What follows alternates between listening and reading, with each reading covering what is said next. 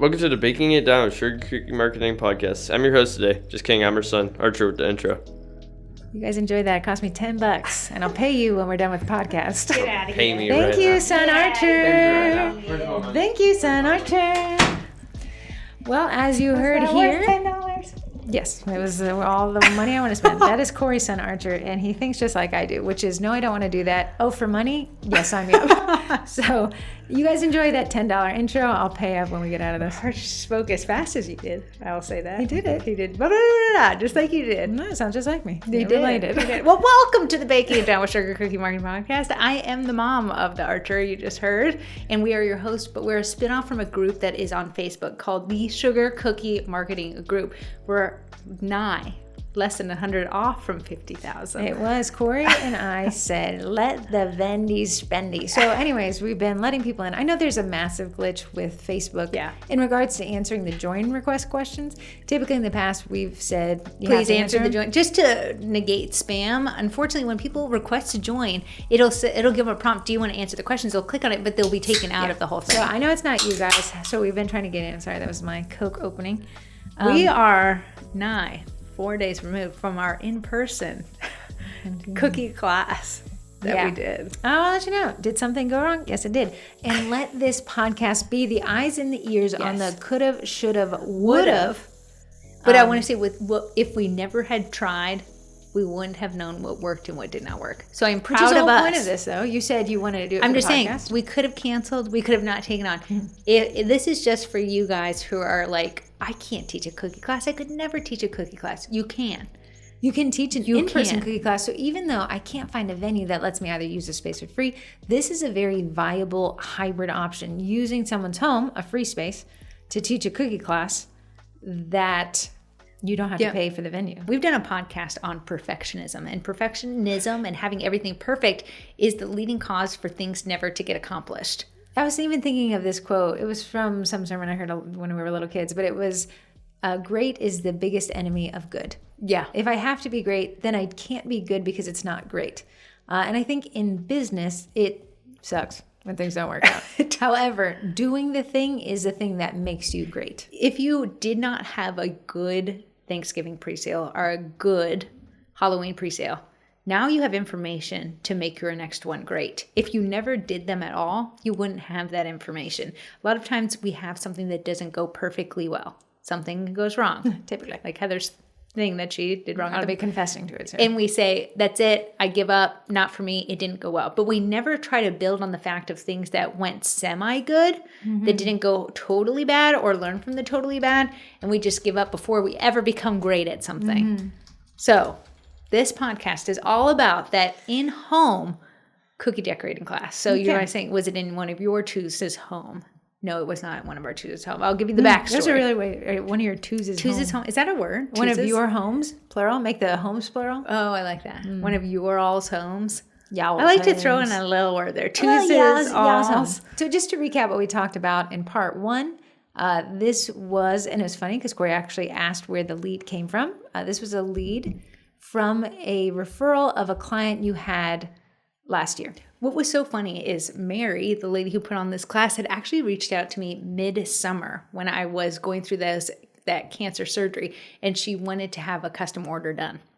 I was busy, so I actually gave her a list of busy trying to live. Busy trying to live. I actually gave her a list of other bakers, and I think she actually went with one of those other bakers. Right. That would have been a loss of a lead for me because I had turned her away when she was looking. But unfortunately, the person who had baked the cookies for her did not teach cookie classes. So Mary came back into my fold. So you can kind of see that consistent marketing over time. So again, Corey had baked for these, it turns out the group was gathering, they were teachers. Yes. Corey had baked for one of the other teachers a while ago, word of mouth. I actually think that teacher may have brought them to the school and given them to the other teachers. This teacher, Mary, reaches out for a custom set. Corey's busy, refers her out. She hires another baker, however, wants to do a private in-home class. Sees that Corey's cross-promoting her private classes in between her custom sets. Yeah. And then Mary says, can I schedule a private class? Now, here's the thing. We don't teach private classes for the reasons we'll talk about in this podcast. However, if this would be just a great business model. I'm just difficult. Yes, you are. I like extreme control. And I want to say that is, Heather does like extreme control. She likes to be able to go into the place to set up, to have the knowledge that no one's going to dictate anything. We know what we're walking into when we do our cookie classes at the venue that we currently have. And I want to say it does play a factor, having that control. If we didn't have access to this, my type A personality guaranteed spot that lets us, use the whole space on Saturdays, I would definitely learn how to be more easy breezy and roll with the punches. However, what I bring to the class would look a lot different. And we'll talk about that because we aren't outfitted for versatility in terms of space. That's what I think. If you got into this, you would have the tools needed. We didn't have them. Yeah, I would say say you didn't have a good venue and you had the choice to do classes in people's homes or a class in your own home, you could take back some of the control by hosting it in your own house. But that requires a lot more changes in your end. Do you have kids? Do you have the large enough couch space? I know. Yeah. I'm just saying, if you were like in people's homes, I couldn't do. Venue, I can't do. In your house, you could do. Definitely an option. So when you say, I have no options, consider this. A lot of bakers do teach out of their own houses. Yeah. And then a handful of bakers will do these private classes in people's houses. Yes. All of them are great money. Again, teaching classes is the highest margin item a cookier can offer. Absolutely. I tell you, last week I had to decorate, I want to say 8 dozen cookies. The time that took versus the time of prep included, and teaching class. Reduced massively. And the charging, I charge over your price per dozen per these classes. Per ticket. And then we had no venue fee. So, okay, back to the lead acquisition. It was a referral from a past client. Corrie was consistent on social media, was able to reacquire the lead in for this aspect. Yeah. As we're there, Mary also says, I will be ordering customs from you. So Corrie's able to reacquire even the customs lead. And that's fantastic. Go me. That was a great opportunity for me. Okay, so the things we can take from there is consistency and consistent promotion across all offerings. When you only post about customs, you lose class tickets. If you only post about classes, you lose customs. So hit both of the buckets. I think a lot of cookiers love their own aesthetic in their feeds. And sometimes when you sign up for the cookie class kits or other kit memberships out there, it takes away from your vibes. But unfortunately, if people don't know you teach classes, they won't come to your classes. So sacrifice. No one's checking your feed. I promise. That's just you. If ever, check. Go to someone's feed and be like, that aesthetic. Right. We're doing that. It's more of our own ego tied into it. So don't say to yourself, well, if I post this, it takes it from me. You can always archive something after. Absolutely. Yeah. So again, consistency of posting across all social media channels. This one happened to be Instagram. Yeah. And then having the opportunity. So again, Corrie posted about public classes and Mary inferred private class. Yes. It would typically be a no. I typically reject those and send them to other leads. That's why it's great to have other bakers in your back pocket. However, for you guys, we did it. Okay. We did it. Now we have Mary here. She's interested. Corrie lays out the parameters. Now we offer the Cookie Class Kits membership. Somebody asked, do you guys teach those yourselves? Yes. Why reinvent the wheel? That's our best we can come out with. I don't think we could do I don't better. think my brain can do much more. That you're getting A-team Corrie right there. So since we have created classes, Corrie has the cutters for all those classes. I'm a big fan of reusing what you got. Yeah. But because we've been teaching these classes for 3 years, I create a collage of the classes. Yeah. And that is my fault. My water bottle. And Heather is saying those words. Spank into me. Spank Deduct in. another $10 off my account. I'll take the $10. So we had given her this graphic, collage, and right? it's a huge collage because it's every cookie class kit that we've taught. And we said you can pick something from this. Now, what I like is we didn't leave, and whatever you can design your own set. Nothing had to be recreated here, so there's no time cost of teaching a class, since technically I bought the cookie class kit, so I could just teach what we did. If you guys don't know what the cookie class kits are, it's everything you need to teach a cookie class. So the PowerPoint, the promotional photos, which you didn't need to use. Yeah. The staged imagery, and the copy. I guess we did use them with the collage, though. It was a fantastic collage. The collage we used, and I did use the Eventbrite copy and listing to create the private event. Okay, so she picked the one she wanted. She actually picked our first year Thanksgiving class. So it was a 2023 Thanksgiving class. And then we offered her 2 options. She could pay up front in one lump sum. Nobody's going to take that option because she's out anybody who doesn't show up. Yeah. We take a riskier option to secure the lead here because mostly I wanted to test it for you guys. we give her a private Eventbrite class listing, which means, yes, there's fees, which I could have either passed on to them or absorbed myself. I absorbed them myself, but I put a limit. She had to have 10 tickets sold by a date that was 2 weeks out from the event. Yeah. Okay. We talked about this in the last one. And then we started emailing her. I think it started bi-weekly about a month and a half ago, telling her who was on the list. Now, I want to say one benefit to doing the Eventbrite thing. So you're like, oh, you took a hit with everyone who signed up through Eventbrite. Here's the thing. Every person there is a viable option for either custom orders or repeat class attendees. If Mary would have paid the lump sum, we've only had Mary's email. It'd only been easy for us to remarket to just Mary. Them signing up individually, that's a good point. Yeah. We have everyone's email. I could have actually upsold more of them. I could have done that. This wasn't our goal in this one, but we can in the future. And they love the class. So one, our warmest lead is someone who's already taken the class. We could. And Corrie could get customs, which a lot of them said I'll be placing custom orders. You know, I always take that number and divide it in half. Yeah. It's more of a reality. But I do have all their email addresses. However, I lost money on processing fees because any processing is going to do that outside of bank transfer. Yeah.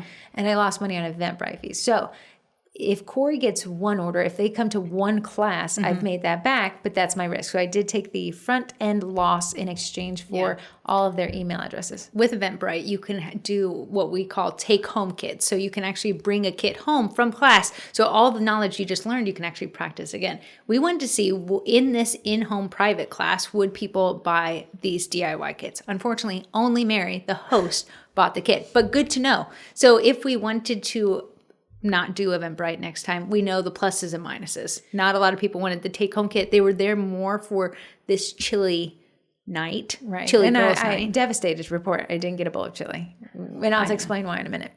Devastating though. It smelled delicious. It smelled delicious. Yeah. People ask this. I'm just going to tell you, we live in an extremely high cost of living area. Probably not what California prices, but it is Washington, D.C. prices. So you got a lot of big incomes. This was a sizable house here. So I knew that there was some money to be had, but we did not adjust the price per ticket. So we do $85. It was $85 for this. Like we talked on the last podcast, if we were new to classes, it might behoove us to discount these because one, we don't have to market. The class kits was already made, so we're not remaking anything. The venue is free. So if you're listening to this and you're like, I've never taught classes, you don't necessarily have to come into a high price because you're saving money in other aspects. Me and Heather knew, because we've taught classes for years, that if we hosted our own Thanksgiving class, we would have sold out. And maybe just a little bit, if I know you and me, we wanted to make it a little bit cancelable so that we could get out of it. Okay.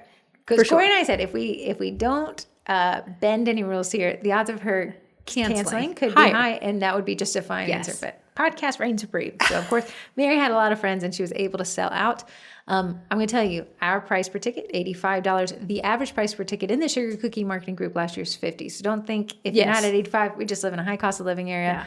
And there's two of us teaching. There's two of us teaching, right? So $50 is the average there. If you came in at $40 to secure the lead, I wouldn't be mad as long as your costs are covered. It's always a math problem. Our competitor down the road with a brick and mortar, $105 a ticket. Okay. So you see, they keep me on my toes. Yeah. They show you where you can get up to that if you want to. Okay, so we secure the lead. I'm emailing Mary. She's selling out at just a predictable rate. We said about a month ago she was definitely going to make it. So then I could tell by the way Mary emailed that she is a little all over the map, like a fun vibe, but it's hard to secure it down. One thing that Mary kept doing, Heather actually took over and said, Mary, from this point forward, we will just be emailing.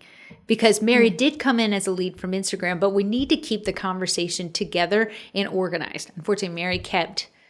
But Corrie would redirect. Remember, Mary's talking to Mixing Bowl, but she's emailing Sugar Cookie classes. They're two different people in two different avenues. I hate trying to chase down communication, especially I don't log on to Mixing Bowl. So there's two of us. So Heather's like, did Mary say this to you? It was my Corrie job. Constantly redirected. Hey, Mary, thank you so much. I'm going to follow up with you via email. So again, I prefer, and if you guys want a tip here, is always keep people in your inbox. Within the inbox, you can see the chain. You can keep things in a chain. Love that. Nothing expires. Love that. What we don't want Mary to say is, oh, I missed the message on Instagram, because we were talking through two avenues. We want Mary to always be directed to one. And the easiest one that has a nice chain, nothing can be deleted, which Instagram you can delete messages now, is your inbox. And the inbox, typically the way it ends up in primary versus the other ones on Instagram has the little categories. Okay. So that's what I would say is keep it on email. Yeah. And even if they reach out, which happened a lot, we get that now. The caveat here is Mary did not read my emails all the way through. She would only reply to certain information. I said, well, that'd be an interesting test here. It took me quite a bit of time to get her to send me a photo of the space. It did. It was almost like a few days beforehand. The photo of the space showed what the problems were going to be. Yeah. She had a lot of stuff in her house. There was no clean, flat surfaces. So having a TV already out. Yeah. Which leads to the technical problems. She had a dining room table that fit exactly 10 people. And if you're familiar with dining room tables, this wasn't a new age carpet. This is a vintagey. So you had chairs with big arms on them. Heavy wood furniture. And so there was exactly 10 students and there was exactly 10 chairs. And they looked like to be no space around them. Now we have 2 instructors and they need a place to set up. That was the issue. I told Corrie, I think we'll need to bring actually the little folding table that she's sitting at now. Great call. I couldn't have imagined what it would have been like otherwise. At the end of the day, I didn't even need to be decorating. I needed a touch point. I said to put something down. Yes, you're right. You're right. We had our little presentation at the beginning. So we did bring a small folding table. Now I did bring the iPivo camera, which worked miraculously perfectly at my house. If you're never heard of what Heather just said, an iPivo camera, they use them at CookieCon a lot. That's and it's where the class instructors will actually decorate under this camera, and the camera will actually be projected either on a screen or on a projector, something like that. Old school projectors, you know, those big things with the big bulb? Yes. This is a replacement. This is a digital documents camera. And it was perfect here, but the minute we get there, it suddenly doesn't want to play nice. And I'm not sure if it's a Wi-Fi thing. Typically, I can fix technical problems, except for I didn't realize they were going to eat chili over my shoulder. Because here's another thing, Heather in control likes a personality. We had no control of where these people were. You know, me and Heather, if we go fist fighting together because the iPivo camera isn't working, we can't do it now. People are literally standing next to us. We did not know that the dining room table was the only table she had. They were actually watching us set up. So Corrie and I prefer to not show how the sausage is made. It's like not cute to watch a cookie class get set up. It's very cute when you walk in and it's ready to go. So that was the factor that I said, oh, I wish that was different. And here's the way that Mary set it up. Hey, you guys can get there however, and you can set up. We'll be eating chili. Me and Heather understood that as we'll be eating chili somewhere else.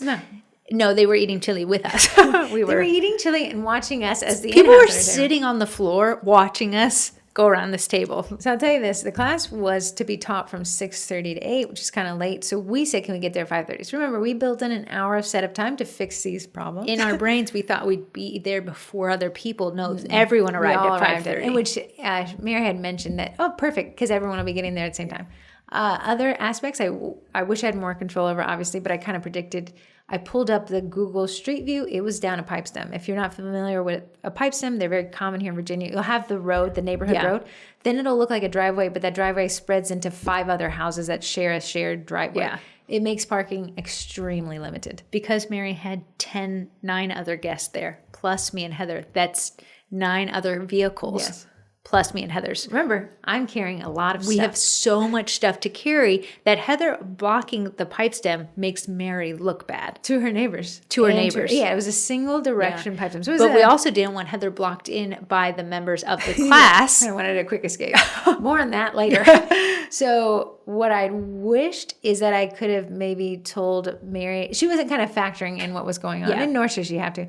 That we could have had access to a reserve parking spot or something because we needed to carry. Yeah. Doesn't matter. What we ended up doing is putting the hazards on, unloading the car, and then moving it after we put it in there. Yeah. Lots of movement. I couldn't imagine this being taught by a single individual. It would have extended so much more setup time. So while I'm moving the car, while I'm setting up the computer, Corrie's setting up the car. Yeah. Okay. I would partner with somebody for a private class. Granted, you're going to half your profits, but bring a spouse, bring a child, something help you set up. Little, maybe something you pay hourly would have been nice, at least just for the setup. Yeah, sure. Okay, so we go and set up the class. Corey's setting up. The iPivo document camera doesn't work. In hindsight, it didn't really matter anyways. There was such a tight radius. The average age was between somebody that was younger than me and someone that was older than my grandmother. So there was no predictability on mobility or access there. There was a lot of steps, and it was impossible for them to turn their chairs around. It would be impossible because we said the chairs are these giant vintagey hardwood chairs. Right. So Corrie printed off a playlist, which is a single sheet PDF of each step of the class. So it's a condensed PowerPoint. The playlists are pulled from the PowerPoint. It's something that's available in the college. And remember, we did not have a TV and we had no access to TV. Typically, I have the PowerPoint displayed on a TV that Corrie brings. Okay, I want to say there was 4 ideas of how these people could access the class. Typically, we bring a TV and the PowerPoint's on that TV. We actually have me decorate in class. We have this cookie class playlist, and we have these 3D floating cases where I pre-make the cookies. So we already knew we were definitely not getting the PowerPoint. Yeah. We thought we'd have Corrie decorate, but remember, my document camera does not work. I couldn't imagine, though, how it would have worked anyway. So I wasn't a huge loss. But it's good that we didn't put all our eggs in that basket. Right. So we had the playlist. Again, I could always email them the PowerPoint, which I did have loaded onto the computer. And on the computer itself, I told Corrie, I thought this might happen. I've loaded the PowerPoint onto the computer. Which is great. And we had the 3D floating cases where I pre-made the cookies. So it's actually physically the cookies, but in these cookie stands. So it turns out Corrie decorating was pointless. Pointless. Turns out the TV, pointless. So those things we end up relying on too. I like that we built in 4. The Pivo camera, pointless. The cookie class playlist, why everyone had one, no one referenced it. No, I don't know why. We've tried the playlist a couple times. I love the idea. It's perfect for DIY kids. What's so funny is the last class that me and Heather hosted ourselves, a class before, we had somebody there that actually came to the next class. She liked the little playlist thing because she sat in the back of the class the last time. When she came to the class, this was just a couple weeks ago, for the Halloween class, she's like, oh, where's the little playlist thing? And she didn't get it, so she actually sat next to me this time. Interesting. It's interesting because I could tell the frustration on their faces is they couldn't see what Corrie was doing, that there was no other option. If one person hadn't showed up, Corrie could have set up at that table. Everyone showed up. During the piping practice part, which was a great part. I love the piping practice. It really gets them involved and allows me to showcase my teacher thing. What the piping practice is just this segment of class where we actually have them be able to handle the piping bag before they're actually diving into their cookies. So if they need to mess up on anything, mess up on the piping practice sheet. At the end of the day, people come back to classes that they feel successful in. So setting them up for success is going through this piping practice sheet. It also allows me to showcase my abilities to teach. So when someone comes in, hey, do you see how you have more icing at the start and the end of the line? Let me just tell you what's happening there. So I can go individually to each person. And I've talked about this. This is just a PDF single sheet paper that actually had laminated. In the cookie class kits, we designed one for each class. Me, lazy, already paid money. So we just take this one I've used for over 5 years. The great part about it is we didn't want to leave that part out, but you have to understand there was no space for me to showcase this lady, Beth, love her to death. She was actually had her chair slightly cockeyed enough where I said, Beth, you mind if I squeeze in there so I can show people? Yes. Beth was fine with it, even though she had to keep moving her piping practice sheet, but she was in it to win it and she wanted to see what it was supposed to look like. Granted, you might have people who are not receptive to moving and you need a plan for that ahead of time.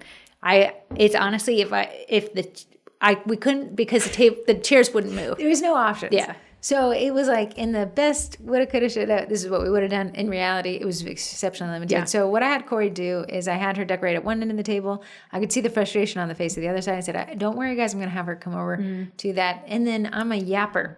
We don't want any dead air. So I just keep narrating what I just said to kind of make it feel, I'm at it. With people at these chairs. So with the chairs pushed in, I could walk around fully the whole extent of the table. With people in the chairs, I actually had to leave the room, go around this divider and come to the other end of the class because it wasn't accessible with someone sitting in the chairs. So Heather would be like, can you go help them? I'd be running across their home. And I tried to think I was reading their facial expressions when the frustration was there. But I want to say, if you're the only person teaching this class, you'll be taking yourself out of the element because you'll be running around. It would be hard. And you guys who do it, props to you. Yeah. I'd imagine it would be hard.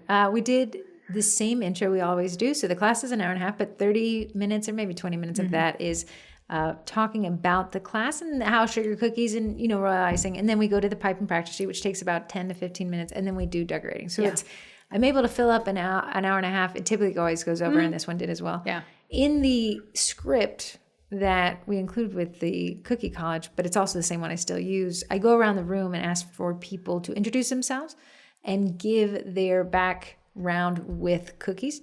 They already knew themselves, so they did not include their names. However, I was writing down their names, so I did go back and ask them for that. Interesting change there. When we do a cookie class in our own venue, people don't know each other sitting across the way. So they'll be like, my name's They're more Corrie. apt to introduce themselves. I'm from Woodbridge, and I don't really know how to decorate cookies, but I love eating them. This one, these ladies knew each other, giggling right and left when they were like, oh my goodness, Stacy loves to eat my cookies. We don't know who Stacy is. They know who Stacy is. So that section actually took a little bit longer.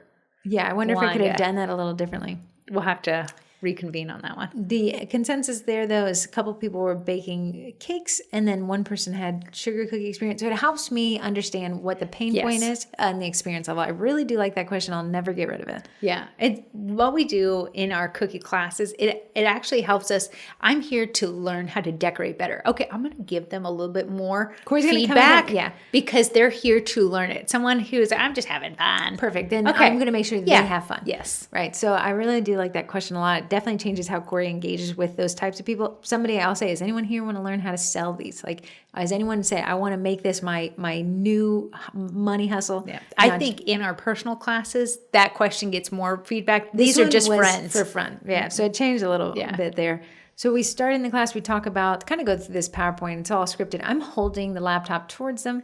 They cannot see a word that's on it. They can't. And unfortunately, sometimes I rely on seeing the... I could tell Corrie could not see the laptop either, so she didn't know what the next step was. And I think you can pick up when I was like, we're going to go back here real quick. Yeah, and because we've taught classes so much, I knew what the natural next feel was, but it was hard to not see it. I mean, because Corrie and I have worked together so often, I can kind of tell where she was and where she wanted to be. Yeah. So we got that. We got through that. The piping practice sheet, highly encourage that one. Yeah. It is.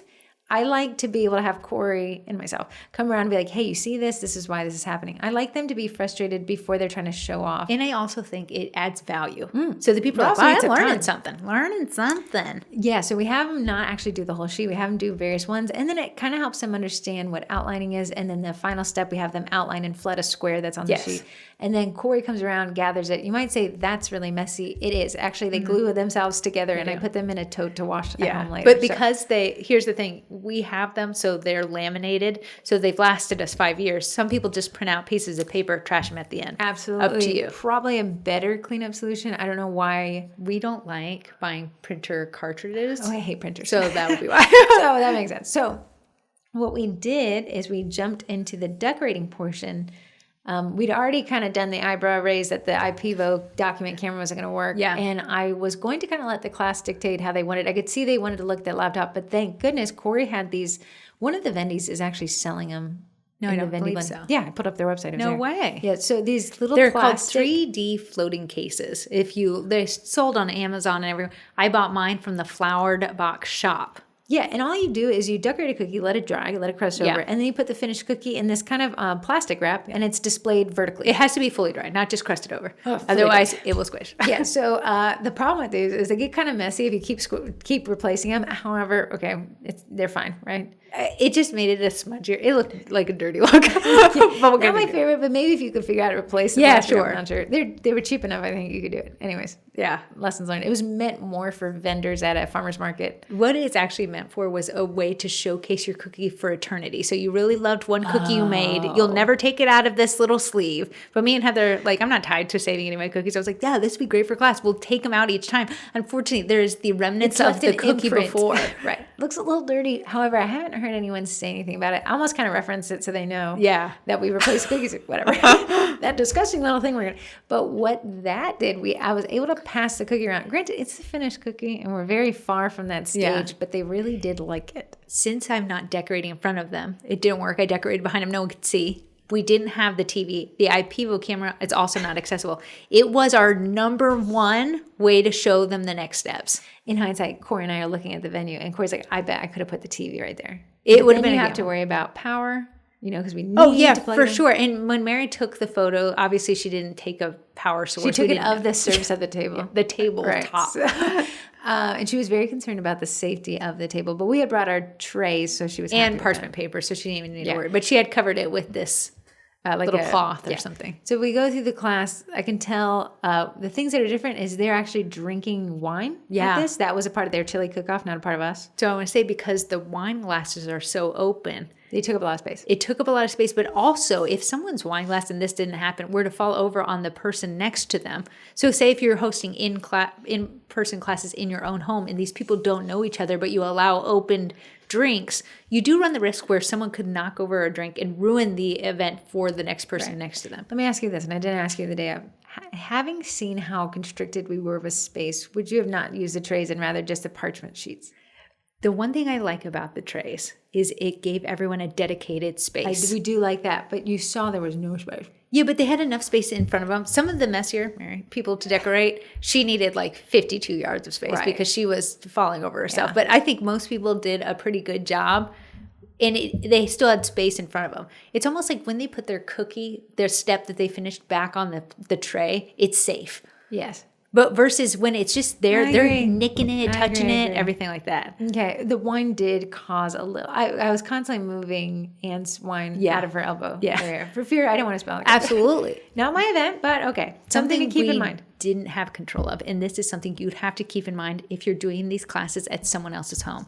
Mid-step, mid-cookie decorating step, Mary says, "Who's hungry?"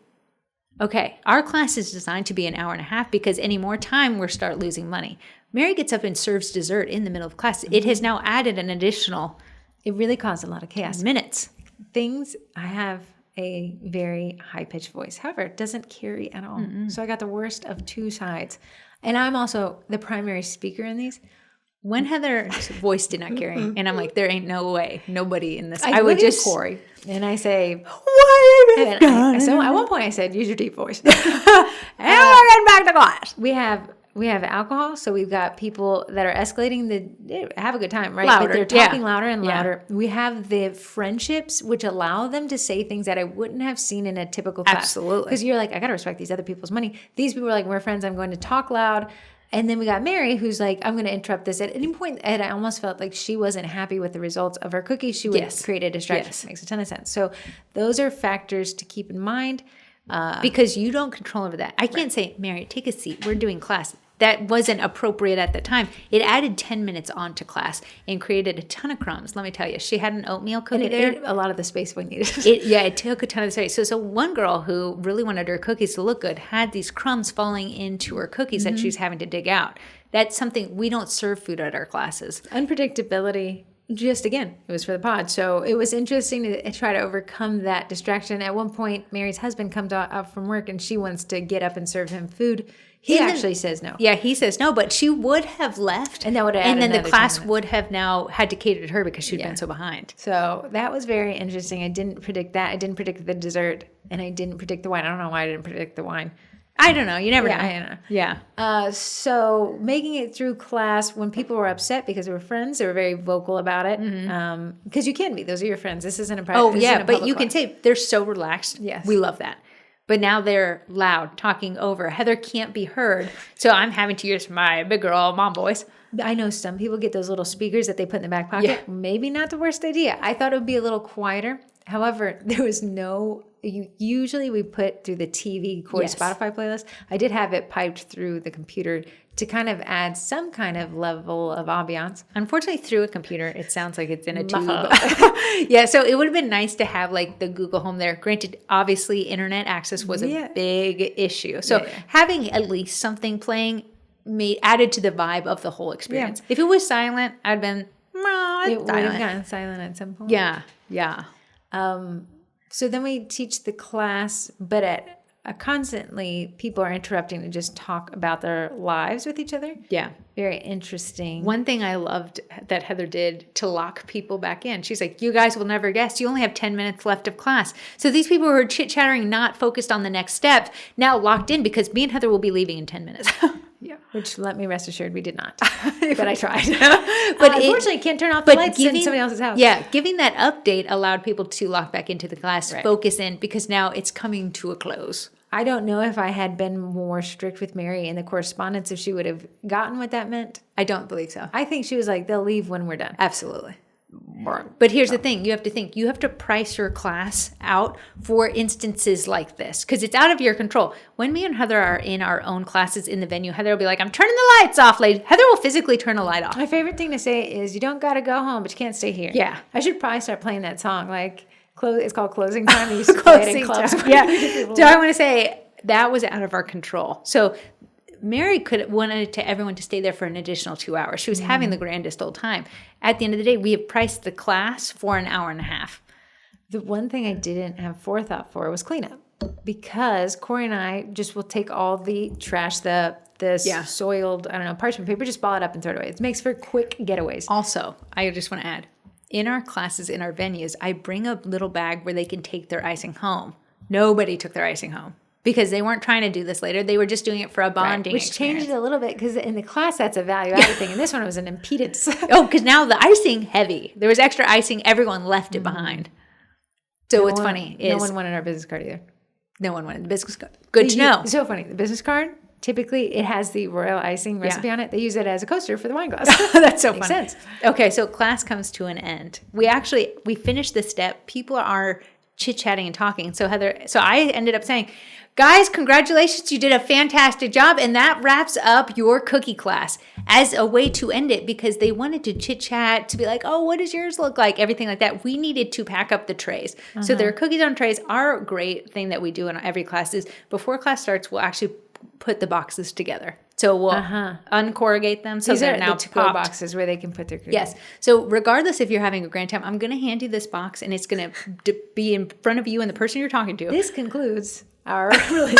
Yeah. So Corrie passes around the boxes. However, they don't seem to be as responsive as we wanted. Usually that allows people to get up and leave.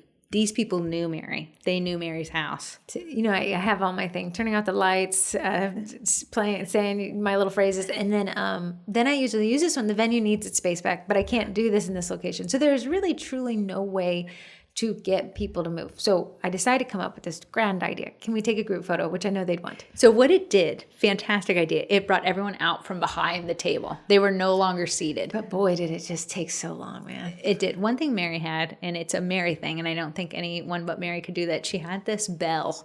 Oh, that was genius. That she was so ringing. Really, this distraction had been pervasive long before we entered the room. So when we wanted someone to get attention, Mary, when she was ready to serve her chili, rang this very obnoxious bell saying, dinner time, dinner time. So I was like, oh, I see the bell. I said, so-and-so, ring the bell and get their attention. It was a genius idea. And everyone stopped, and she's like, they're trying to take a group photo. Okay, everyone leaves the table. Okay, that's all we really needed was them to leave the table, because now we have to clean up. That's a part of the whole thing. Once they left the table, we were set. Oh, Heather took the photo and I got to work. Except for, and spank me for not doing this, I needed a trash bag. Yes. I did not bring one. And Mary, so everyone's thanking Mary for a great time. She's living in La Vida Loca. Yeah. And Heather's pulling her out. Can we have a trash bag? And fortunately, we didn't bring our own trash bags. And Mary, nice as pie, it wasn't like trying to hold her trash bags hostage. Was just finishing her conversations. She was just very busy. That were never ending. So what we're doing is stacking now. I really hate having to ask somebody repeatedly for something. It's frustrating for them. It's frustrating for me. However, we were a slave to cleaning this up. So I needed the trash bag. And by the third time I asked her, she's a little frustrated. I'm working on it. Yeah. And I know, and I hate to have people experience with me a negative emotion.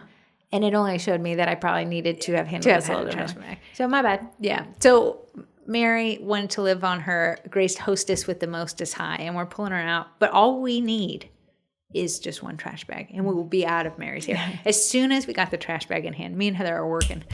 That was a great part about having two people. Somebody wanted to talk to us. They're like, "What, are you in marketing and sales? You guys are talking." I call it throwing a life jacket. So, okay, if you see somebody is getting their ear talked off, which is great. You want that person to have a great experience, but there's no natural way for the person like Corrie to end the conversation. I would do, hey guys, I'm so sorry to interrupt. I've actually blocked the driveway and people can't get around me. Corrie, would you mind? And I create that break. Yeah. So if Heather's being talked to, I'll be like, Heather, do you know where you can put my one box? Shoot, let me go get that for you. So it's just, and me and Heather have built that rapport over time. The thing is, people want to talk, and we want them to talk, but at the end of the day, we've got to get home. Corrie, and if you guys, this is just like a side. Corrie believes that no one at any point in their life should be grabbing their phone to reveal an image, because she says time passes differently for a person trying to find a photo than the people waiting to see I've been on the other end of people revealing photos to me for many years now. The time you finding a photo, you're in the thick of it. You're going to see the brain. They're like, okay, when was that? Scroll. That was a fun day. But I'm standing there staring at you thinking. And that's a lot of time passing on my side. And time goes bunny. So so you can kind of say to somebody like, hey, while you find that picture, Corey, would you mind helping me? Okay. And that's just how you guys want to handle customer interactions. Then we packed up everything. There was, I tried to put the room back to where it was because I had moved a lot of the trinkets around to give myself a little more space. This one I hated. I didn't have space. We decided to leave the trash bag for Mary. Probably should have taken it, but woulda, shoulda, coulda. The problem is Mary was talking. It would have been the 4th time pulling her out for the gosh darn trash bag. So we said, we cleaned up everything. Yeah. We put the room back to the way it was. We could have taken it with us. I'll be honest. It wouldn't have been an issue. The thing is, Mary was very nice, and it would not have put Mary out. Right. I wish I could have had a conversation with her about it, but we weren't able to. Yeah. And final, Corrie goes up. It says, Mary, I just want to let you know we're headed out. We got everything cleaned up. I'll send you an email with your pictures, which I never promised. They really did want them, though. Yeah. So that helped a little bit. And she was like, we'll definitely be doing this again. Yes. Okay, great. I think she enjoyed the experience. I think she did. Everyone said they enjoyed the experience, even the people who didn't like their cookies. Said, and I always do this joke, guys, at the worst case, you don't like your cookies, go eat them outside. We'll never tell anybody what happened here. How long over did we stay? If we were there. We got home at 8:45. So if we're there for typically an hour and a half. We were there for 2.5 hours with setup. Wow. Okay, so setup I don't even ding Mary for because we gave an hour setup. Corey and I did that on purpose because we don't typically teach in private venues, so I want to have a little... and we used every single second of it. Corey, I'm trying to smile. I'm like, hey, we're having a little bit of issue with the document camera. And Corey's like, you think you can get it fixed? I said, not really sure. I'll let you know. But I know Heather's like, Corey, this gosh darn document camera, I can't get it. And I'm like... And I want to be like, this piece of poo-poo, why do we even have it? The wildest part is, usually if I'm frustrated, I want it to be on my face. Yeah. But the camera, the problem is the document, I'm trying to tell my computer, don't look at my webcam, look at the document camera. It was like, no, we're going to show your face. Yeah, every time it was Heather's face and she was just... I don't even want to see this. I don't even like selfie mode on my phone, let alone now it's selfie mode, but everybody can see my screen. Yeah. The great thing I will say that Heather parked her car. We would have been there a lot longer if Heather would have been blocked in. In fact, I said, Corey, I'm going to keep making loops to ensure I'm not blocked in here. So I want to say it was good to not be the first person there and have our car blocked in because now if you think time is money, we've been there an additional 30 minutes than we were supposed to. It could have been an additional 45, or we would have made Mary look bad. Hey, can the Nissan behind me move? Right. And pulled someone out of it. At the end of the day, Mary is the client. Mary looking her best and feeling her best means we could have a repeat Mary client. Mm-hmm. Now, okay, let's say Mary calls again. Are you bringing a TV?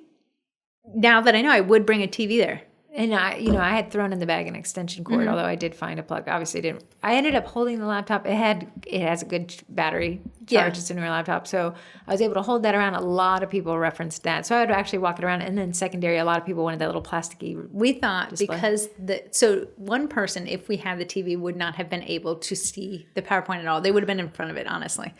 Which happens in a table that's circular. But for 9 people to have a better outcome. Would have been worse, the sacrifice. But we would have given the other person, maybe put the file right in front of them. If Mary called us back again, I wouldn't have you decorate.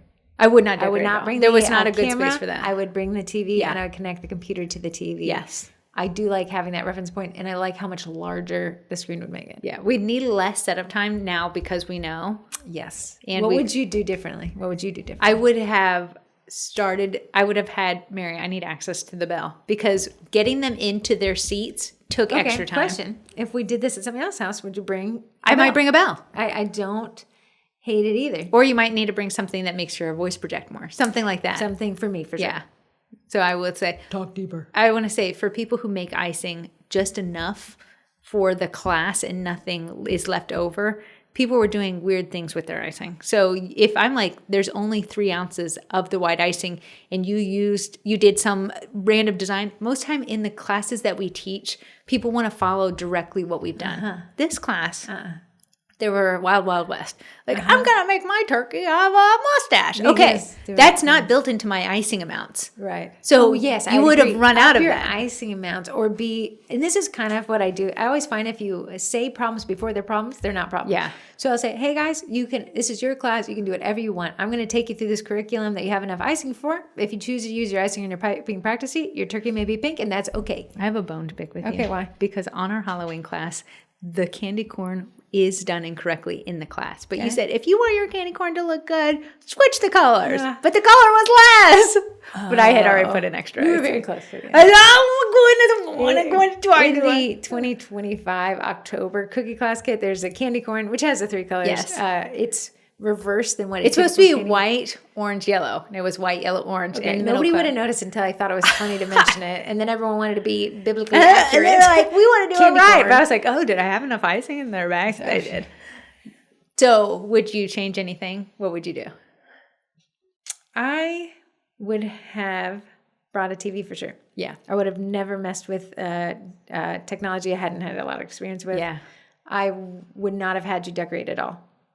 Knowing the space, absolutely. It was pointless. Yeah. It was great to eat them on the drive home. But That was about it. It was a waste. No, not one person. At the end of the day, the reason why I do like to decorate in class is anyone who wants to say to me, I think you made my icing consistency wrong. I didn't. Right. You're not a good decorator. They're new. So what I like to do is decorate with the same icing they're using, so you can be like, oh, look. To give a little context what Corrie, the bullies, just said right there, sometimes in the past we've had classes where Corrie hasn't decorated and somebody wants success too much on their first round. So instead of saying, I'm new to this hobby, they'll say, you've done this wrong, which puts us in a bad light because it's inferring, make this right. And it's hard to be like, no, you're bad. The icing's great. So me decorating class takes that whole, I think you did this wrong out because I'm decorating with the same icing you're decorating. So I like to say, listen, you're going to see my cookies. I've been doing this Time in the saddle. every single day for 5 years. I want to say it's just time in the saddle, repeating, taking it home, trying and practice. And that kind of gets ahead of those problems. Yeah. And in fact, it was such a pervasive issue in classes a couple years ago that I said, hey guys, I added it to our PowerPoint. And I said, one thing the royal icing knows if you want it too much. And it actually acts funny if you want to be too good today. So be relaxed. You're new here. This is the first or second time you're doing this. The more relaxed you are, the more your icing is going to work with you and not against you. I like to liken it to the Ross effect. When you go into a Ross's and you're you want looking it. for a black shirt, It hides. you won't find it. And it knows you want it. But if you go in there and you're not looking for a black shirt, you'll find 10. So if you want your icing to act a certain way, it knows that. It's good. Yeah. So that kind of helps get in front of people's angst when you set the stage that they're not going to be great. And if they compare themselves to Corrie, that's what it would look like if you stayed in with this. But I didn't need to honestly decorate for that. And I just do it so people don't say, well, the class would have been better if my icing consistency was better. I'm very happy we carpooled. Absolutely. That was necessary. So I stopped by Heather's, loaded her car up with everything that was in my car. I'm very happy we got there a little earlier. Yes. I initially said I thought that was too early. If it was still too early, but I'm yeah, glad we but did. it was. I honestly, I made putting the cookies on the thing take longer to give you pivo time. It meant it now. We tried our best. So I thought everything was pretty good. I think I'd have just a little bit more. It's not our first private class. However, the other private class, the most recent one, was to 5-year-olds. Yeah. It's a little different energy there. Yeah.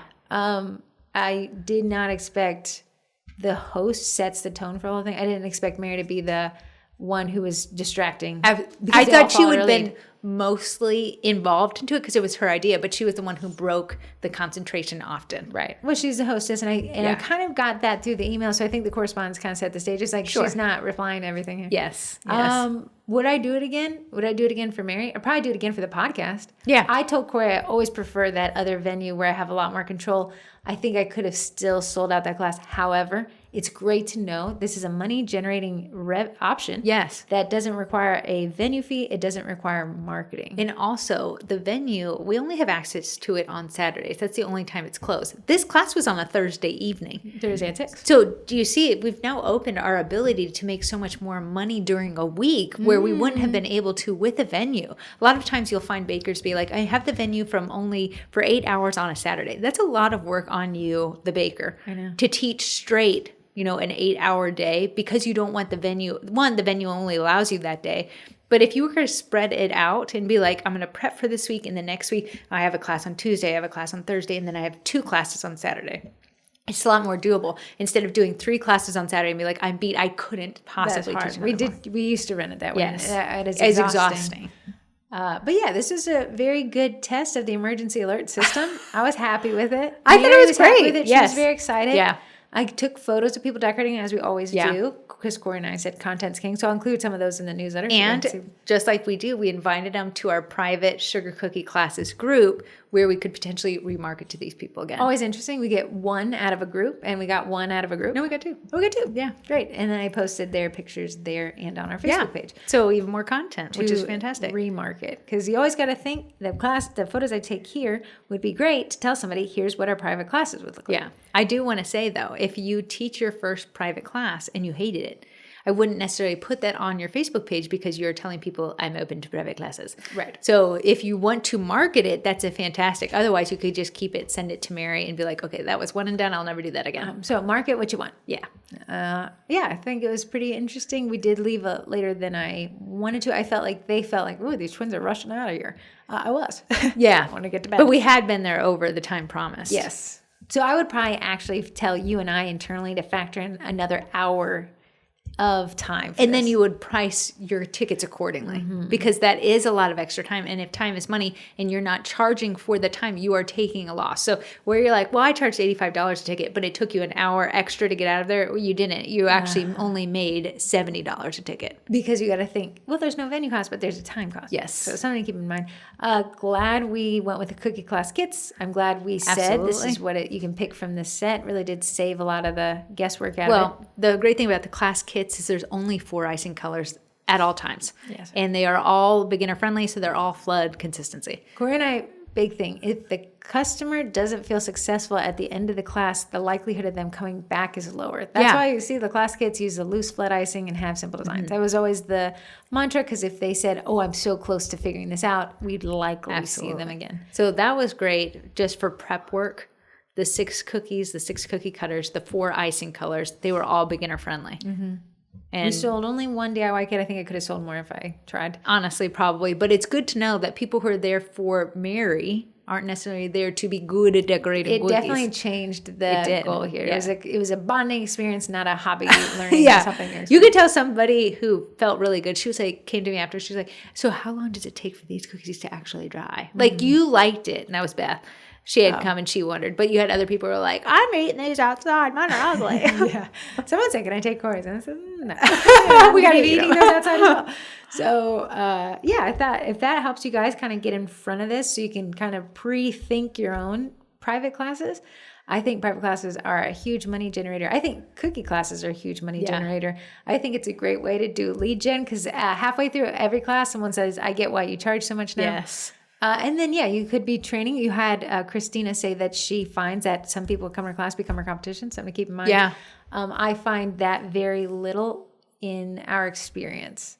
Very, very few and far between. We also live in a really popular There's a ton area. of people here. There's a ton of work. I also say set expectations. If we wanted to, we could have set a better expectation about time with Mary. But we did say to Mary, like, listen, if you don't have this many people, we will not be teaching the class. Mary, at any given time, we don't want Mary to look bad because Mary will not be taking the onus on her. She will be putting it on us. I wonder, and I'd have to go back through Eventbrite. It didn't factor this in when we said that. To cancel a class and process a refund, one of the ladies had accidentally in two different times bought 2 tickets. So she needed to refund one. She could actually have requested that herself, but I went in and did it for her. However, Eventbrite kept the fee. So it would have been good. Okay, what if we had to cancel the class? Who's losing out on those fees? Or does Eventbrite say if the class isn't going, nobody's So I would out? say if Mary paid her lump sum, it would have been easy to refund just Mary. But I would, as an end user, be upset that Mary couldn't fill the class. So now I'm taking a $5 hit. So something to keep in mind, Yeah. had I known if Mary only had 2 tickets sold, then it would have been less cost. Absolutely. We're going to refund every ticket. And we did tell Mary as she went, here's how many tickets that you've sold. So Mary knew what to expect. Something I saw put a light in people's face. They said, can we get the recipes? Which we actually send Corrie's recipes at the end of every class. And I said, you'll get the recipes. You'll get a shopping list of a lot of the tools we've used here. And I saw them do little happy dances. Yes. Yeah. What they will probably never use that stuff. But the fact that it got included with the class ticket seemed to excite them a lot. I think it did. Also, if you wanted to, you could set up an Amazon storefront and have an associated link. That'd be a way, not saying people are buying you out of Scribes. Scribes are like $2, but that link could also give you a affiliate. I'm wondering next year if we teach these classes to not call the DIY kit that, to call it a take-home class set. Or to say, branding. Could you do it in a way like, I want to be better kit. Practice kit. Practice kit. Something I think like that. DIY kit is throwing people off. DIY is not a good term because you have to explain do it yourself. And we're like, oh, DIYers, unless you're on HGTV, the word DIY isn't necessarily huge. Maybe duplicate kit. Duplicate's weird. I would say practice kit. Take home practice kit. And then that makes sense because now you get a practice kit. I think that's better branding for what that is, even though it is a DIY kit. It is a DIY kit. But I think trying to explain a DIY versus a practice, in the realm of cookie classes, a practice kit makes sense. I think it should be rebranded. So I'll probably try that differently. So I think it was fantastic. You're welcome, guys. Me and Heather went kicking and screaming. Screaming and kicking. But okay, $85 a ticket, one DIY kit. We're clearing about almost $900. Uh-huh. You got your, time cost. I'm going to tell you a net $900, easy way to make it. The cookies looked pretty bad, but nobody cares because it's their cookies. It wasn't your work they're writing a review of. And our goal is to just have people have a good experience. Yeah, have a good experience. It was so funny. Someone clocked me and Heather and said, are you guys in marketing and sales? We're like, you got it, girl. Would you want to buy a watch? Yeah, it was a very interesting experience for sure. Yeah. And you guys are welcome. My Pain and Suffering is your podcast. My little crumply hands that are so tired from mechanizing bags are yours. My losing this very squeaky voice for yapping a straight 2 hours, you're welcome. So that takes us through that. If you guys have any questions, you're free to ask in the Sugar Cookie Marketing Group on Facebook. I think it is a great thing to add to your repertoire if you don't mind going to people's homes. Yes. Yeah. It was great. It was good to know. Good to learn. Was it great or was it good? It was good. Goodly great.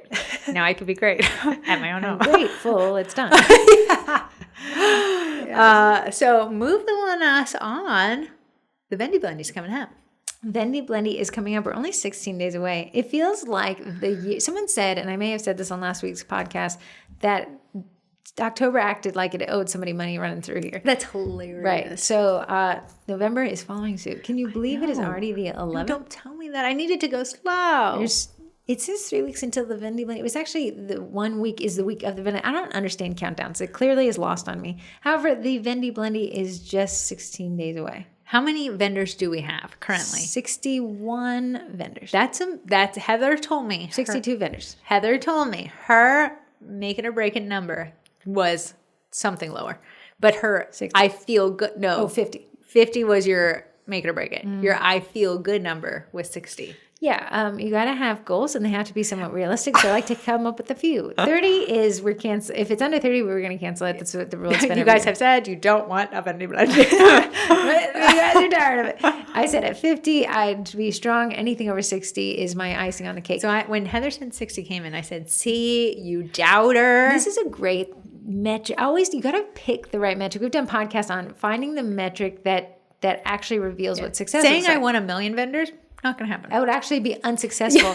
Last year we had 82 vendies, and the fee. And I said to Corrie, while that it could be an interesting metric to grade this off of, if that was a successful one, I don't think it's the one by which success is measured, because you can have too many of something and it's not a good thing. Absolutely, right? Absolutely. You can have too few of something. Just like when someone goes to a farmer's market, you can have too many of the tomato guy, and then you're like, I don't know which one to choose. The limitation, the analysis process. So I said to Corrie, instead of last year's metric, I was like, how many vendies can we get? Yeah. Then I saw what that looked like in translation. So now I said I would like a really strong, well-rounded group of shops that have staying power. Yeah. Great. So we reached that. Now I need you pendies to get in the group. Listen, Linda, if you're listening to this and your bun isn't pending, why aren't you pending?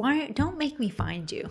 Don't make me find you and sign you up to pend. Mm-hmm. Now the vendors have done their job. They have signed up. Now it's my pendy's job to come into the group, click on the group join link, and join. You don't even have to answer the questions. The questions never heard. Just join request your to join. Profile page thing hybrid. I want to tell you, and you're like, well, I'll join the day before. I want to tell you.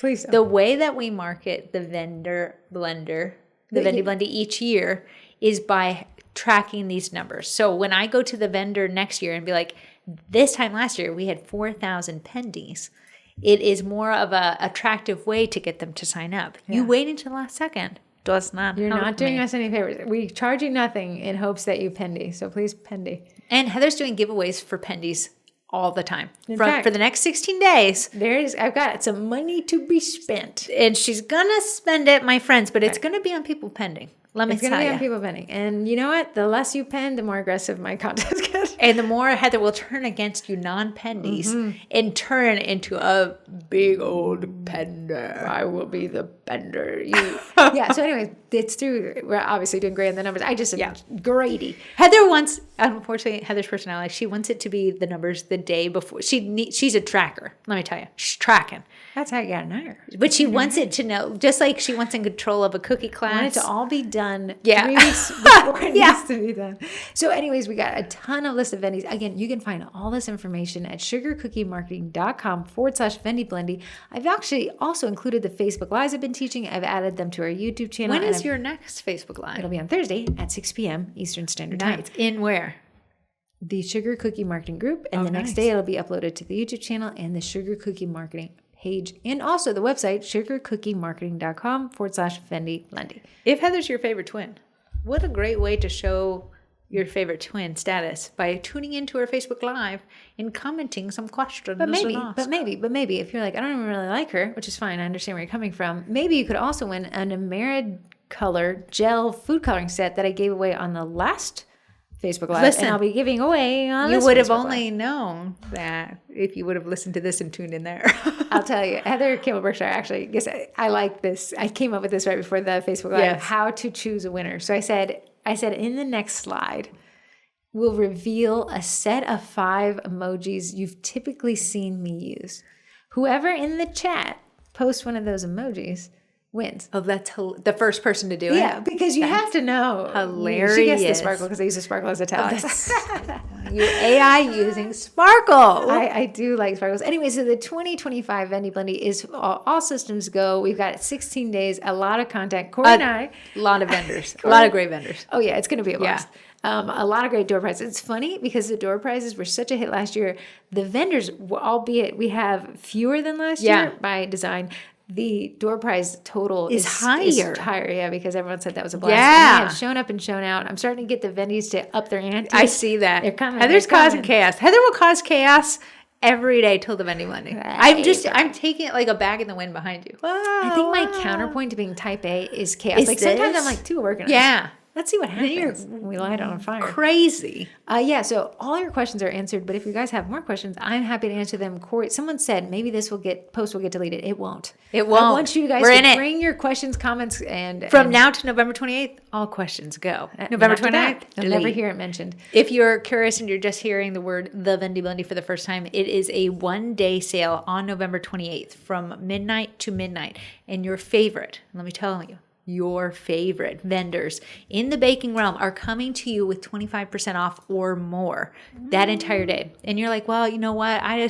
have everything I need. I don't need to buy anything. You want to get in there because the door prizes are over $12,000 and there's no purchase necessary to win those. As someone asked, they said, they asked me this morning, just to clarify, are you saying I don't have to do anything for this? Your body You have just to needs do to be one in thing, Bendy. Yeah. You have to request to join that group on Facebook. And I promise you what happens that day is a blast. Everyone really likes it. If you're saying pendy, you will pend for that group till November 28th. So all you need to do is just make sure that your body is in the request to join the Vendy Blendy (Sugar Cookie Marketing Facebook group. And you can just search that up. You can also find it on the website, sugarcookiemarketing.com/Vendy Blendy. You can also see who's a current vendor there. The deals will only last for 24 hours. In fact, I tell the vendors, I don't want to see a deal lasting any longer. Yeah. But the giveaways, you have to be there to get them, but they're so great. I think we did 10 Bosches last year. Insanity. Throughout the whole day. So if you were sleeping, you might have forgotten that Bosch. You said someone else awake, you take that. You could tune in throughout the day and win all day long. What Heather does in the midnight hours when my little baby head is asleep on a pillow, I don't know. And I also can't tell her no because I'm asleep. Yeah, she tries to. Corey's like, no, don't do that. Okay, you Heather stay awake if you don't want me to do it. You just say things to get me to shut up, but you do the exact opposite. I say, if you really cared, you'd be awake. But right I'm now. so tired. Okay, I'm so tired too. And we got to run them. tired. I love what happens after 11 Eastern Standard Time in the Vendy Blendy. It is. Do you have a Cookie College person that you would like to highlight? Let me fill that out. do If you that. didn't know, the Cookie College is a membership. It's actually, if you wanted to become a more efficient, better baker and make more profit, you would join the Cookie College. You'll never guess. The Cookie College will be at the Vendy Blendy as a vendor, so you can get it for a discounted Cookie price. College people who want a discount, people who are thinking about signing up, I'm fighting this girl for your honor. And you know what? I have to be wine to 9, so take me to a good place for lunch. The Cookie College is a monthly membership. It's always being added to. You can find the cookie class kits there, the digital downloads, the $2 transfer club is there. Anything that we add, the Cookie College gets. But we wanted to say, I can say how much I love the Cookie College, and I'm biased because I made it. So we had people actually fill out a form, and they do get a little, what do they get if they fill out the form?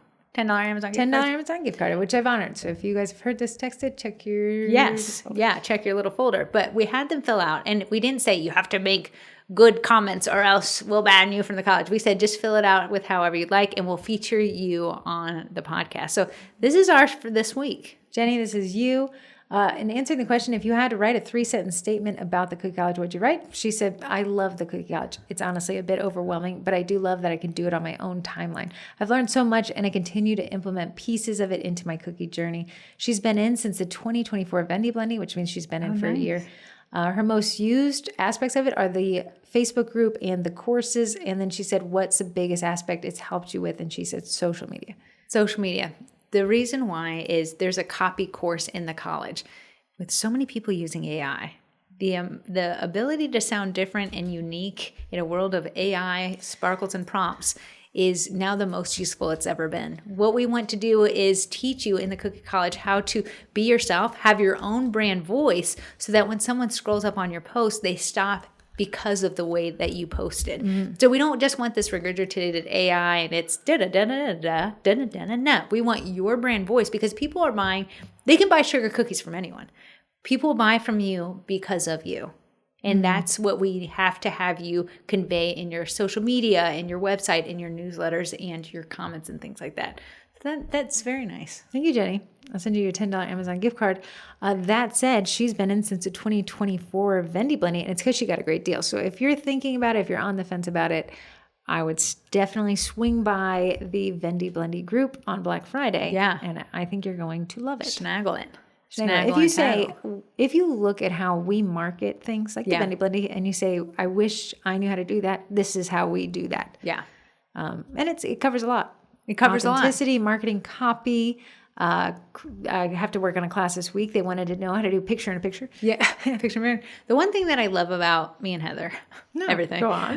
My hair, my lips. The one thing I love about me and Heather is we practice what we preach. So I'm not telling you. No, I got to give you compliments that one. I will Corrie make us. forces my hand. I will. Corrie said, we can't tell people what to do if we're not doing it ourselves. You get your butt to this private course. How can I tell you how to deal with an irate custom order client if I've not dealt with my own irate custom order client? So I will take custom orders every single week of the year, because I can't tell you how to market it. I can't tell you if the economy's pushing back, if people aren't buying, unless I'm experiencing myself. I can't tell you how to teach a cookie class if I'm not teaching them myself. It is important to me to practice what I preach. It's important to me to, when you look at me, that I have an answer that I've learned through trial and error myself, where I'm not saying, well, if this is me and if I taught classes. No, I've taught classes. Here's what I did in that scenario. And here's how I mess it up. And here's how I do it differently. And here's what I do if I was you. And here's, let's strategize together how your unique situation is actually solvable. Yeah. So that's my goal, is to always be able to practice what I preach. So when you come to me with a question, I can give you an exact answer. Corrie of how is very heck bent on making sure. I think it's because if I've seen like people like sell courses, and I'm like, do they sell just courses, or are they actually doing what they say and made a course from that? Are they selling what they're selling? Corrie, make sure we're blood, sweat, and tears before I'm allowed to say I did it. Let's go on to this new segment. Your favorite post in the cookie group this week. Do you have yours pulled up? I'm working on it, but you definitely told me you had one yesterday. I have it, and I actually did a fantastic thing on my phone. You're doing a lot. I'm just loving you're myself. impressing yourself a lot. In my phone, and people who bake, we take our photos, we're taking our kids' photos, we're screenshotting ideas. All that is misorganized in our phones. And you end up having 10,000 photos. But where's that idea you had last year that you said, if I could just remember it, I'd implement it? I'm making every photo on my phone go into a folder. Very nice. Oh, very nice. It's going to folder. That's so what I did was able to take all my screenshots over the years and put them in a single folder. Easy to snag. Okay, here's mine. If you haven't upgraded or signed up for the Cookie College, tonight is the night. This was actually 1 year ago. Okay. I just upgraded from the Better Business Bureau. What is that? Baker's Business Basics. Baker's Business Basics to a full-on college, and they couldn't have made it any easier. Don't miss out. Just think of how many cookies or treats you will have to make to cover the difference in price, and you won't have to push to get you going. Thank you, ladies. One and all, I really appreciate each of you. Happy Friday night. Now I have to go finish putting away my Christmas so I can work on my cookie business without distraction. I love that. Thank you. This is the one I'm going to pick this week. Had one of the highest engagement in the last week, right? And the interesting thing is it's not necessarily the post itself, but it is per the concept of today's topic where great is the enemy of good. Okay. And sometimes because we know what it should be, we get in our own way of what it's good enough. So Allison, Alyson, she said, I sent off this order with a customer's husband for their son's 3rd birthday. When I was working on them last night, I realized I only had the number 2 cutter, not the number 3. So there was no time to rebake. So I just did my best to flip it and make it work. So it's the shape of I actually saw it. I can't honestly see, if only because I'm a baker did I know that was a 3 cutter. If I would not have been a baker, I would just know whatever it was a 2 cutter with the word 3 on it. Yeah, I couldn't have told that if So she says, I'm sweating it out right now. I'm worried that it's painfully obvious. This customer lives 40 minutes away, so I've got about 30 minutes before I might hear if they're upset. Do I get ahead of this with a refund? I asked my mom if she thought it was obvious. I was covering a mistake, and she didn't hesitate to say yes. Okay, so we have the baker, and they're in their own head. And I like that because we always want to get in front of problems, like I said in the podcast. Anticipating an issue was half the battle. I want to let you guys know who's listening. What you're thinking it looks like, it looks 1,000 times better. As a non-baker, I cannot tell what her problem. I could not tell that was supposed to be a 2. Yeah. I thought it was an aesthetic backdrop.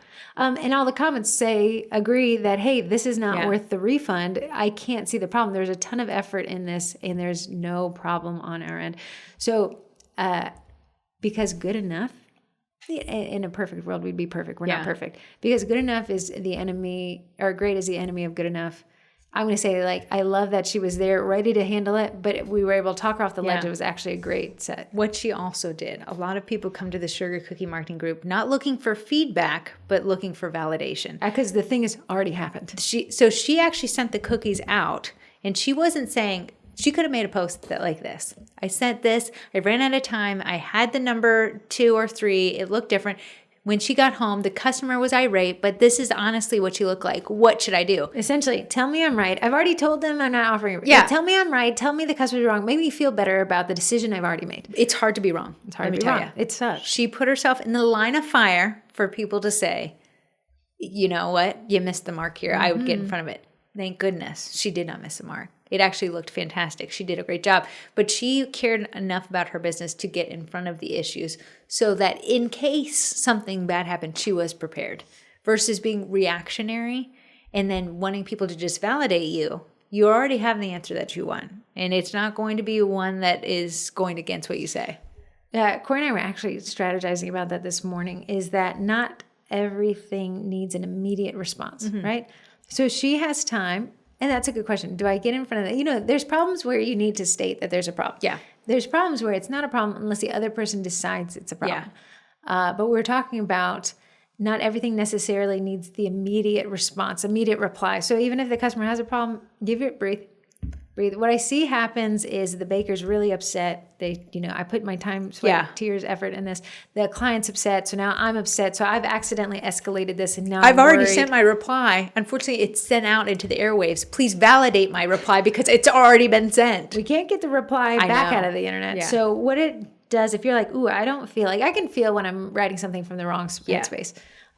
You can say to yourself, I'm writing this from the wrong headspace. And Corrie said to me, what's 30 minutes? What's 1 hour? Unless we were brain surgeons, which we're not. Thank goodness. 30 minutes would matter. But we're not. We're not. So give yourself some time to say, is what I'm about to write going to enhance my business and the customer's experience? Or is it going to impede a solution, right? One time me and Heather had this client. Who? Mouth.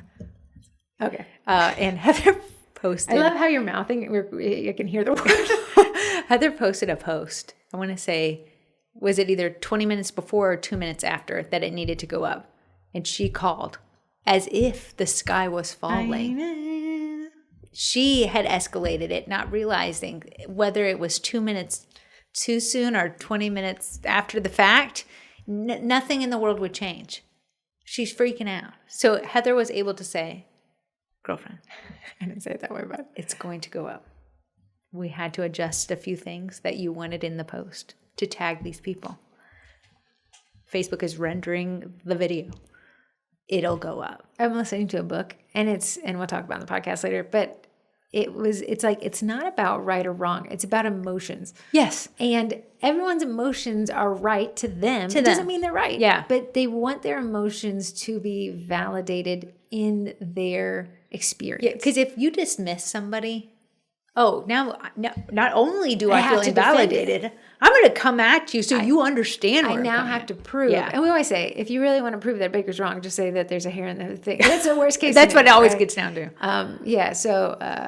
That was very interesting. Anyways, being proactive to problems, but realizing that sometimes we're our own worst enemies. Yeah. And you guys are actually doing a lot better than you think. Maybe to another baker, they could see that. Maybe to your mom. And I think it was helpful that she asked her mom. I always call Corrie like, hey, here's what I want to say. I know it's wrong. Talk me off the ledge. And I can't see purple. So I'm like, people who see purple, is this close? Yeah. So I think these Facebook groups are great for that, Yeah. to kind of get in front of getting in front of. So Getting in front of. that's my favorite post of the week. Now we are going to the STL me about it. And let me tell you, I'm an STL girly right now. Okay, but this is very funny. This is my favorite. This is my favorite part of the podcast. Listen. Here's another life lesson. You can't please everybody. You can't. My friends, you cannot. I think pizza's delicious. There's people who don't like pizza. I think Papa John's is great, but someone's going to like Pizza Hut over it. But instead of letting Corrie pick the winner, I decided I want to pick the winner. And I think it's so funny. From Statesboro, Georgia, we got a text today, and it is one word. And you are the winner of the Baking It Down, STL Me About It segment. So if you want to text in to Heather or email in to Heather at sugarcookiemarketing.com. We know you're listening. Yeah. And I appreciate the listen. And I appreciate the honest feedback, because all they texted is one word, and it's the word boring. Boring. And I love that so much. Not even a capital B. A lowercase. It was like, this is boring. But you are, my friend, the winner. And not even like in a satirical way, although it is. I think it's just hilarious. And I love that this isn't a great fit for you. Yeah. But you took your time to text And in. if you're still listening, you have won 1 month free of Cookie Design Labs. What Cookie Design Labs is, now that I'm an STL girly. Singular, not plural there in lab. Cookie Design Lab. It's just a singular lab. There's one lab where cookies are designed. I want to tell you, Corrie will be opening her Cookie Design Lab account that they gifted her. Did I tell you guys on the last podcast, I did set up the printer? You did. And then, but Corey's little feverish hands are yesterday I woke up and I was like, print success. Girl, let it rip. I love. Corey's actually purchasing from, I think you're printing from the Sprinkle Library, printing from Etsy as well. Etsy as well. Okay. So now she will want to make her own cutters. Yeah. From what her client's inspo is. And she'll do that with Cookie Design Lab, which is a STL software. It's very, very quick and easy. Yes. Did I demonstrate it for you though? You have not. I will. And so you're Statesboro, Georgia. I hope this is more interesting this week. Thank you so much for texting. I'm going to tell you, Statesboro. Give me a giggle. What you did was I came with a lot of energy today. She did. Kept it concise. It was thank you right off the bat for the feedback. And I started it with my son to add a little rush. And it cost me $10. So $10. But thank you, Statesboro, for keeping us on our toes. Appreciate ya.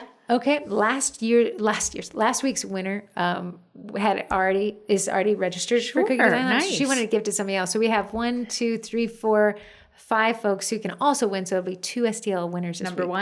Number one. Nah. You've got fandom. She actually just texted, or West Virginia just texted this in an hour ago. Hi to my favorite twins from your neighbor in those beautiful Blue Ridge Mountains. I love West Virginia. She's from Heart Eyes emoji. With all the excitement of the Vendy Blendy and this being my second year and actually getting to participate a little bit, I'm curious what vendor you're each loving to see come back year after year with new products. And which vendor you secretly would jump back into the game because their products were amazing? And if you could only shop one shop, which would it be? Thanks for sharing all these secrets to success and being amazing. Okay, what's the first question? My first one is, which shop are you excited to see coming back year after year with new products? Year after year. Okay, with new products, so that's a double one. It seems like they had to be a returning vendor, but they have also had to offer something new. Okay, I told Heather this. Sugar Dash Co. Sugar Dash is Co. a huge Etsy shop of cookie cutters. If you have a random idea, they probably made it into a cookie cutter. You did say that they have lots of selection. Yeah, they have a ton of selection. So any random, like I actually had to do music notes this past week for a cake pop band. You were struggling with that. I was struggling with that, but they had the music notes, which made it easy to incorporate that into this very hard set for my brain. I like. Do you have an answer to yours? Yeah, and I hate to go back to this one since we just talked about them. Cookie Design Lab added a bunch of new features. Their first year was last year, and I do like the new features that they've added this year. So nice. They're coming back again. There's so many great. It's hard to pick one. It's hard. Some of these shops are new. Cookie Cutters by Nori. She's the vibe. I love all my vendors, right? Yeah. But there's some that just give me a little bit of elbow room. She also has perforated baking. I didn't realize she had so much more things. Piping bags. Yeah. Tons of cutter options. And I want to say she has STL files as well. Yeah, she's the vibe. She said, girls, I want to give away a $150 gift card to get people to join to Pendy. Yeah. So, and then yesterday she's like, maybe you could, she even said, hey, let's open up to whatever you guys want. You don't even have to have them just be Pendy. Oh, that's hilarious. So I do like Cookie Cutter. I love them all though. I love all these people. I'm curious which vendor you would secretly wish would jump back into the game because their products were amazing. I'm going to be honest. All the ones that I loved are back. So I'm very happy with who has come back. So I can't say that someone's dropped us. Oh, here's one. She actually doesn't make them anymore. And there's no way she could be back because she actually took a nursing job. But I know what you're going to say. The scribe lady? Yeah, the scribes. There was these very fancy scribes that she, the sugar cookie dealer, had made. Yes. And she was in the vending for a few years, a fan fave. She can't come back for the fact that she doesn't make them anymore. But I really loved to collect those. They were very, very pretty. And she had a lot of themes. I'm going to say that I would have liked Kibbers to come back. And she, in fact, it said she wanted to. I just can't get her to check her emails. That's all But right. I did like those 3D printed options. Yeah. So it's not just STLs. And we actually have a new shop this year that's also offering Rebecca Bivens, right? Rebecca Bivens, and it's crafting fixation. So I still got my fixations. Yes. But I did like Kibbers. Yeah. That's whose boo-boo sticks I print off her You're class. right. You're right. And if it could only be one shop, and if you could only shop one shop, which one would it be? Now, this is interesting because Corrie already shopped all these shops. So she has all the stuff. But if you could only buy one, I'm going to tell you this because you hear it, I say it on the podcast. The backdrops by the Backers Co. Yeah. Because I know that photos would level up a business so greatly. Yeah. I'd probably say if I could only shop one shop, I'd buy those. Corrie has them, so I don't have to. I know. Okay. I am loving the ability to do STL files. Clearly you are. So you like the if I libraries. could shop now at a library, I want to tell you that Liz Viz, who also is a vendor this year, a new vendor, created the viral barista Starbucks cup into a cookie cutter. That. She was so fast on it. So fast so that I was fast on it, and I was able to make that into a cookie, and it actually gave me page followers, which is fantastic from my local groups because I marketed it in those local foodie groups. And I couldn't have done that without her hard work, one. These are great answers. And these are great questions. Yeah. Questions, West Virginia. Our little cousin. Yeah, so STL files. Whoever's got them, I'm going to be looking. Okay, West Virginia, email me at heather@sugarcookiemarketing.com. You and Statesboro both won the STL Me About It segment. Thanks to Ashley Garza for passing that Thank along. you, Ash. She's a vibe, too. Yeah, she actually gifted it to Carla Sandoval. Yeah. And Carla said actually already bought it last year. Oh, that's no way. That's crazy. So, yeah. That's crazy. That was fun. Thank you guys for being so gracious to each other. Thank you. I love that for everybody. And you guys are both winners. If you guys want to text into the STL Me About It segment and get 15% off, you can do it at 571-556-5644. However, if you say, I don't like contest, you can get off more at the vending blending. Yes. 25% Get off. off more was crazy. Way to say that. Shoot, Get a bigger I'm discount. tripping over my can words here. Need to hire Archer to come and speak for me again. All right, moving on to, if you don't want to risk selling out, you can actually partake in our podcast sponsors right now. A lot of them have, and I want to tell you, a lot of people have sent me boxes to feature the Vending Blending. They all came in yesterday. Oh, shoot. I was telling him nobody's My bad. They all did. Okay, because I was wondering, because Corrie we offer this, instead of having vendors have to pay for UGC content, organic content, or user-generated, that's annoying. That's our little falling apart here. smurl. I am. Too many noises. I'm a type A. I feel like I'm back in teaching the class and Mary's offering cookies. But give us the rundown and tell us what you could get now, or if you want to risk it for the biscuit and wait. Cookie Design Lab, 15% off now, code TWINS, 25% off at the vending. I want to say they probably will not run out since they are software-based. But very cool software. Yeah. Baking Me Crazy, 10% off now, code favorite twin.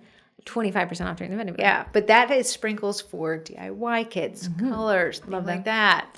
Royal Batch Bakety Bake by Bakety Bake, 10% off now, code TWINS, 25% off at the vending blending. Is she sold out now? Because someone was like, hopefully she fills out before that. Were they talking about glaze? It could have been. I don't know. Okay, let me see, because I don't think that girl would have signed up. Royal Batch doesn't necessarily offer 24% off hardly at all. Ooh, the 5 pounds are out of stock. Yeah. The 1 pounder in stock, but I'll have to, it's up to her if she has them. I know what that is. Pinteresting. You might be risking it for the biscuit if you eat it. I know. So you could get that off 10% right now, code TWINS. Daisy Make Twins 10 get you 10% off. However, 25% off the vending blending. Yeah, and those are molds that are just fantastic, and now they're very much themed. Very cool. Yeah. They're niche themes too. Niche themes. So like I saw wedding. They had definitely a Halloween one. Thanksgiving. They've done a great job. Eddie printer, not on sale, not a Vendy. Not discounted at all, but an edible direct-to-food printer. Corrie, someone was asking about Eddie, the printer, to you, and you said you use it about once a week. I try to use it once a week. It's great for, do not recall the last time I've turned my airbrush on. Because Eddie has filled Now, not cheap at all, $3,000. You can buy used Eddies, not in their Facebook group, but I think it's called Unofficial Eddie Group. You can find them there for sale. And it's a great time when you can kind of get a baker to come off. You save about, what I see on average, you save about $1,000 to $1,200. Yeah, but if you're like, I don't know what they put their Eddie through and you want a brand new one. Absolutely. You can also get a refurbished one, I think, if you call. Yes. And they have a payment planish kind of thing now. It's not you pay an interest, so you're definitely paying more, but you can pay over time. Yeah. So dollar options there. And then Bosch Nutrimill is not a sponsor, but they are an affiliate. If you use code Sugar Cookies, you get $20. They just actually told me what their Black Friday deal was. Not allowed to tell you the discounts, but I can tell you when it starts. Oh, nice. November 20th to December 5th.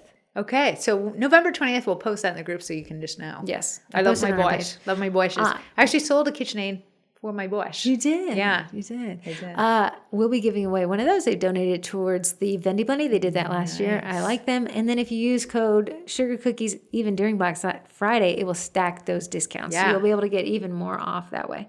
Do you have a Twinterest as we wrap this bad boy up? Oh, if you guys were wondering how my dinner went, fantastic. Delish. Unlike the last time I did it last year, they put us around a smaller circle table, and I love that a lot better. It made for better conversation. It honestly faced everyone, so the conversations never let up. It never died because even though Heather's boyfriend who was there, Brian, is not a talker. He's a quiet guy. He's a quiet guy. And I was actually face to Brian, so I was able to shoot one-liner zingers right off whispered to him. I said, you need to fire back. She's getting too comfortable. You need to fire back quick. So it was great to have everyone around the circle so you could lob a question at everybody, and it just really kept it going. I really liked it. Who's blowing up our Instagram? I see it. So sorry to bother you. Yeah, it's the fake accounts that are getting at us. I have noticed a ton of uptick in spam messages. That is specifically about Meta Blue Check. It's saying now, instead of saying, if you click this, you violated something, you have to click this to prove it. What it's actually doing now is saying, hey, you've been approved for Meta Verified. Click this. It's still a spam, but it's now a positive spam. I know. But it's still a scam. But that's also being pushed a lot by Meta as well. I'm also getting, so once my personal profile, which is set up to be a creator profile, is that what they call it? Yes. To get the blue check. Yes. Meta sent me a message in my inbox on Facebook about it. See, so maybe they're seeing I think that's type of the, absolutely. It's kind of crazy all of Yeah. But I was really happy with how my dinner went. The food, fantastic. The service was pretty good. Yes. It was definitely more on the ball last year, but I really still enjoyed the experience again this year. And you just can't tell. If you're a steak girl, Capital Grill is owned by Seasons 52 and Olive Garden. Delectable. Whatever Darden, who owns them all, is doing over there with their food processing. Delicious. Thanks, Darden. Has me in a chokehold. Olive Garden is a whole different experience in Season 52, owned by the same company. Love both sets. Love both sets. I guess one of the orders I made last week for my Twinterest was for my sister. Older sister moved into a new house, and she wanted her welcome to the neighborhood and being my neighbor to be these little boxes of cookies. And it turned out great. And Corrie got a lot of praise and honor from the neighbors and my sister. Our mom is a carder. A carder. So she makes cards, right? She doesn't deal them. She's not at the slots and casinos. She also doesn't even sell them. But she and Corrie partnered to make a cookie of a red truck. I made a cookie of a red truck. And what she did was made a basket of apple card that very much went with a vintage red truck. Yeah, so with their powers combined, Ashley's the best neighbor. Yes, she is the best neighbor. She would be a great neighbor. Let me tell you, making your clients look good makes you look good. So people are like, did you put your business card on there? No. At the end of the day, Ashley needs to look good. I don't need to make more sales through Ashley. Mm-hmm. If they now have Ashley's phone number, when they ask her, who made those amazing cookies? I can't get the taste in my mouth. And then some people, your cottage laws allow you and require you to, which is a great fall guy for like putting your own logos on it. Right. But it turned out really cute. Did. That was my Twinterest. I made too many cookies last week. Tired. This is Corrie. I was like, this is a busy week. I didn't know. And Corrie said, the reason why is because I thought there was an extra week in November and I was shoving everything into 2 weeks when in reality it was all in the same week. You kookadoo. Look at a ruler I only have for measurements. access Look at a calendar for dates. to my calendar 24/7 at the tip of my fingers, which I am always on. I can't see the calendar. That's the first thing I see on your face. It. What I am realizing now for bakers who are trying to stay strict on their boundaries, the customers are going around the boundaries to see if they can't slip This is into Corrie's the box. issue. We create the walls to protect our time and our boundaries. And Corrie will let them sneak. So what happens when you say, hey, I'm fully booked? You're going to have someone say, I know you're fully booked, but whether or not you take that order, it's completely up to you. It's your business. However, if you're going to hate yourself while baking that order, you have violated your own boundary. I was telling Heather earlier, boundaries are crystal clear when we make them. If you do this, then this. Unfortunately, the people who try to break the boundaries know that a crystal clear one. So what they're saying is, you made my cookies for my mom last year. I already see what you're doing. You're connecting with me. Mm-hmm. You're Smart. A past client. Genius. Yeah, so I could be like, we have rapport. We have rapport. So instead of being like, I'm booked, they're emailing around the form because the form is booked. Yes. And they're saying, you did this for my mom last year. Can we do this again? Yes. She really, really loved it. So it's never clear. You did not disappointing client, you're disappointing mom. Yeah, it's never quite as clear. So you're going to have people that go around your boundaries. Hey, do you mind to just make 2 cookies for the PTA? Yeah. And 2 cookies, in essence, isn't going to put you out. You have, but we said, the boundaries are there to protect your options. Yeah. If you want to take it, take it. Absolutely. But no. You will be also baking it. If you take it, you got to bake it. Taking and baking. Taking and baking. Thank you guys for listening for tuning into this boring podcast.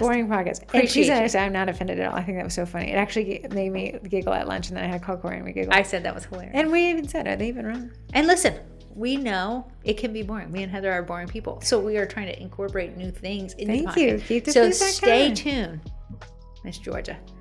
We are trying to bring new things to your ear holes. Make it maybe just a little less boring each week. Just a little bit. Just a little bit. Okay, let me go pay up my debt.